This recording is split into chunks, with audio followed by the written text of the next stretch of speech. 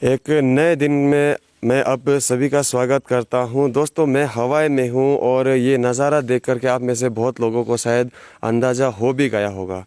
दोस्तों, जैसा कि आप सभी को मालूम है, अरुण भूमि जोर दे रहा है ताकि पर्यटन को बढ़ावा मिल सके और देखो अपना प्रदेश, जी हाँ, देखो अपना प्रदेश के अंतर्गत हम कोशिश ये कर रहे हैं कि लोगों तक हमारी बात पहुँचे।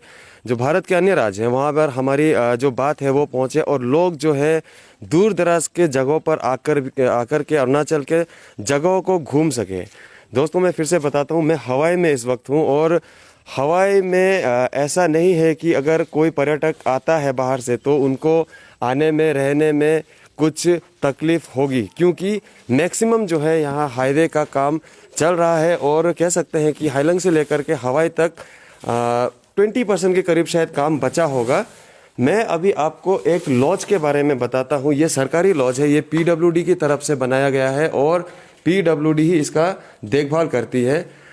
हम इस लॉज के बारे में आपको इसलिए बता रहे हैं क्योंकि ज़्यादातर समय में ऐसा होता है कि देखने में आता है कि दूसरे जो लॉज है वो कई बार ऐसा होता है कि गंदा रहता है या लोगों को वहाँ पर आकर के ठहरने में असुविधा होती है, अच्छा से टेक केयर नहीं किया जाता है। तब जाकर के लोग जो है, जो पर्यटक जो है, वो अपने दिमाग में भी एक बहुत खराब उस जगह का स्मृति लेकर के जाते हैं। लेकिन हवाई के इस लॉज में बिल्कुल ऐसा हमें दिखाई नहीं दिया।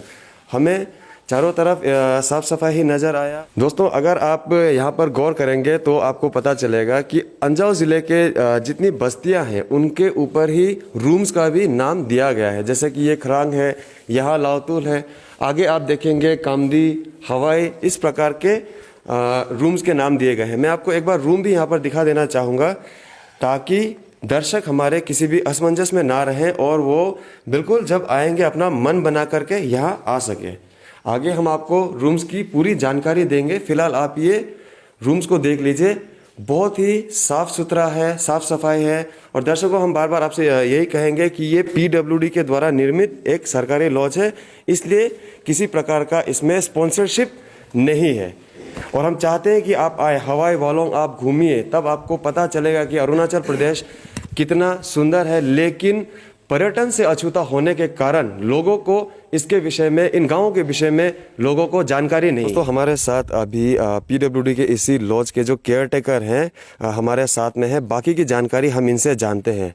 भैया, आपका नाम बताइए सबसे पहले। नमस्कार, मेरा नाम वीर बहादुर छेत्री है। हम पीडब्ल्यूडी केजल लेबर है। ओके, आप इस लॉज का, हमने जहाँ तक देखा है, कल रात हम यहाँ पर आए थे, बहुत साफ़ सफाई, बहुत सुंदर लगा, आपका काम हमको बहुत अच्छा लगा। अब ये बताइए, आप कितने साल से यहाँ पर हैं? 2010 से है हम, लेकिन खोपा में थे। यहाँ अभी फरवरी 22 को आए थे हम। ओके, तो इस लॉज का जो रख रखाव है ये पूरा पीडब्ल्यूडी का तरफ से किया जाता है? अच्छा, रूम अलॉट जो करता है वो भी डीसी ऑफिस से है। डीसी ऑफिस से। मतलब कहने का मतलब ये है कि अगर कोई पर्यटक यहाँ पर आना चाहता है वो डीसी ऑफिस में पहले संपर्क करे, एक एप्लीकेशन दे देना पड़ता है। एक एप्लीकेशन जो है कि मुझको इतने दिन के लिए रूम चाहिए, आप एक एप्लीकेशन डीसी ऑफिस हवाई अंजाव डिस्ट्रिक्ट में आप एक एप्लीकेशन सिंपल सा लिख दीजिए। हमने भी यही किया है। उस एप्लीकेशन की प्राप्ति के बाद आपको रूम अलॉट कर दिया जाएगा, है ना भैया? तो आकर के आप उस एप्लीकेशन को केयरटेकर को आप दे दीजिएगा तो आपको यहाँ पर रूम मिल जाएगा। और आप बाकी ये बताइए कि यहाँ पर जो है लोग कहाँ कहाँ से लोग आते हैं वैसे? अभी तो ऐसे तो फिलहाल दिल्ली से बम्बई, अभी जैसे अरुणाचल अरुणाचल आते हैं। आके 1-2 दिन, जितना दिन अलॉटमेंट मिलता है उतना दिन रुक के चले जाते हैं।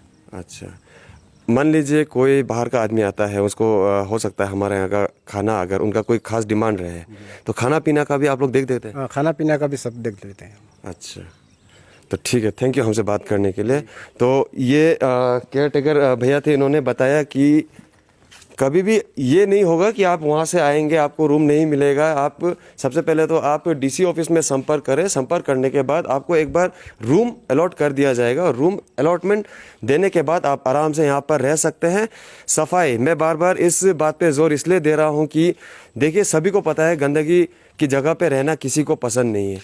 तो इस लॉज में जैसे ही हमने प्रवेश किया था, हमने देखा कि रूम का रख रखाव, आप टॉयलेट बाथरूम का है, सब कुछ बहुत ही उम्दा किस्म का है।